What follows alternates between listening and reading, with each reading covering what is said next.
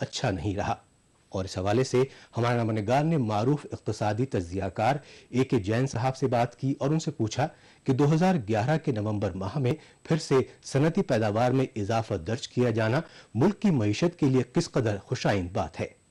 देखिए, manufacturing sector में जो हमने एक सडनली जो तेजी देखी है, जो बदलाव देखा है, तो इसके लिए जो भी आंकड़े अभी गवर्नमेंट ने दिए हैं, तो इसके लिए अगर मैं इनके रीज़न की एनालिसिस करूं तो बधाई केवल किसानों को दूंगा। खरीफ की फसल बहुत अच्छी आई है।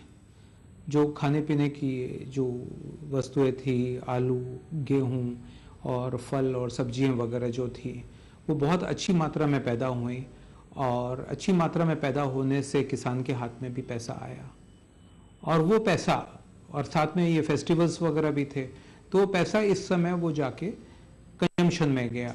और कंजम्पशन में मतलब जो किसान की खरीद होती है, तो उसने जो भी खरीदारी करी उससे वो पैसा वापस कंजम्पशन के थ्रू मैन्युफैक्चरिंग सेक्टर में गया।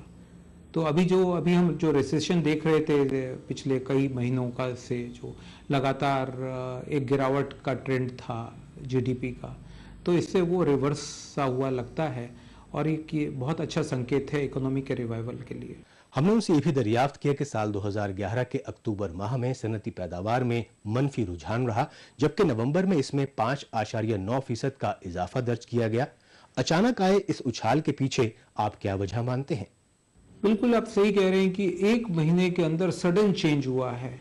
अक्टूबर में -5% और नवंबर में +6%, मतलब 11% का सडन चेंज आया है।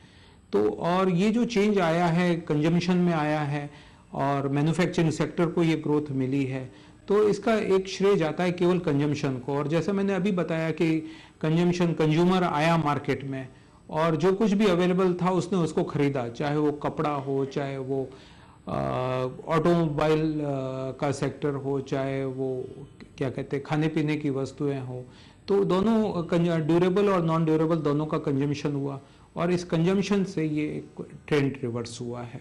हमने उनसे ये भी जानना चाहा कि सनती पैदावार में हुए इस इजाफे में किन शोबों का रोल अहम रहा। देखिए, अभी जो हमने जो सडन बढ़त देखी है, जैसे अभी अपनी बात हुई कि नवंबर के अंदर अक्टूबर के कंपैरिजन में बहुत ज़्यादा तेज़ी देखी गई है। तो ये जो तेज़ी जैसे आंकड़ा बता रहे हैं, तो जो कंज्यूमर ड्यूरेबल सेक्टर है और नॉन ड्यूरेबल्स का सेक्टर है, दोनों में बढ़त मिली है। ड्यूरेबल में 13% की बढ़त मिली है, नॉन ड्यूरेबल्स में 15% की बढ़त मिली है। इसी तरह से आंकड़े बता रहे हैं कि पावर सेक्टर में भी करीब 15% की बढ़त है। तो कुल मिला के अपने को 12 से 14-15% की बढ़त मिल रही है और ये इकोनॉमी को बूस्ट कर रही है। और अगर इसका और विश्लेषण करें तो हम देखते हैं कि ये जो पिछले 3-4 महीने गए हैं, तो इस समय फेस्टिवल्स भी खूब आए और कंज्यूमर ने अच्छी तरह से उसमें परचेज करी है। ऑटोमोबाइल सेक्टर में बहुत अच्छी परचेज हुई है, तो उससे वहाँ पे बढ़त मिली है। इसी तरह से टेक्सटाइल बढ़ा है, फूड का जो सेक्टर है उसने भी बहुत अच्छी ग्रोथ देखी है। तो कुल मिलाकर ये जो कंजम्पशन का सेक्टर है इसके अंदर बहुत अच्छी हमें बढ़त देखने को मिली है। हमने उनसे ये भी सवाल किया कि माइनिंग और कैपिटल गुड्स जैसे सेक्टर्स का मुजाहरा अभी भी अच्छा नहीं है, इसकी क्या वजह है? जो माइनिंग सेक्टर है वो -5% की ग्रोथ दिखा रहा है, जबकि पिछले साल +7% की ग्रोथ थी। 12% की वहाँ पे एक साल में मंदी है। तो ये सेक्टर्स दोनों ही अच्छा नहीं कर रहे हैं। और अगर माइनिंग सेक्टर के कारण को हम एनालाइज करें तो मेरे ख्याल से सबसे बड़ा कारण वहाँ पे पॉलिटिकल है।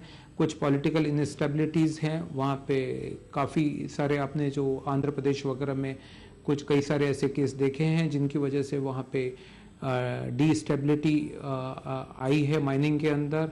इसके अलावा जो एनवायरमेंटल गवर्नमेंट ऑफ इंडिया की एनवायरमेंट पॉलिसीज़ हैं वो भी शायद कुछ क्लियर नहीं है, तो उन्होंने भी माइनिंग को अफेक्ट किया है। और इंटरनेशनली भी जैसे आयरन ओर की प्राइसेस इंटरनेशनल मार्केट में बहुत गिर गई हैं, तो उन्होंने भी माइनिंग सेक्टर को अफेक्ट किया है। हमने उनसे ये भी मालूम किया कि सनती पैदावार में फिर से इजाफा देखते हुए क्या आरबीआई फिर से शरह सूद में कमी करने का ऐलान कर सकता है? देखिए, हमने केवल एक महीने के आंकड़े देखे हैं अभी, और ये बहुत छोटा पीरियड है किसी चीज़ को समझने का। अभी ट्रेंड अगर देखना है, अगर ग्रोथ का अगर ट्रेंड देखना है, तो हमें कम से कम मार्च तक इंतजार करना चाहिए। तब जाके पता लगेगा कि ये जो ग्रोथ है वो सच में आ रही है कि नहीं आ रही है। और इसके अलावा आरबीआई को जल्दबाजी में कोई कदम नहीं उठाना चाहिए। और जो तेल की जो कीमतें हैं इंटरनेशनल मार्केट में, वो भी स्टेबल नहीं है अभी तक। रुपये का डिवेल्यूशन अभी जनवरी में हमने देखा। ईरान में जो क्राइसिस है, अभी ईरान का जो झगड़ा है वो भी निपटा नहीं है। तो कुल मिला के अभी कुछ कहा नहीं जा सकता कि मार्च तक हमारी जो इकोनॉमी है वो कैसे बिहेव करेगी। पर मैं अभी गवर्नमेंट ऑफ इंडिया से एक अनुरोध जरूर करूंगा कि वो एक स्टेबल इन्वेस्टमेंट पॉलिसी दें। और किसी भी इकोनॉमी के डेवलपमेंट के लिए स्टेबल इकोनॉमिक पॉलिसी का होना बहुत जरूरी है, जो लॉन्ग टर्म पॉलिसी होनी चाहिए। और अगर लॉन्ग टर्म पॉलिसी आती है तो देश में कैपिटल गुड्स का विकास होगा और पूरे इंडस्ट्री में एक नया वाइब्रेशन आएगा। और अब बात करते हैं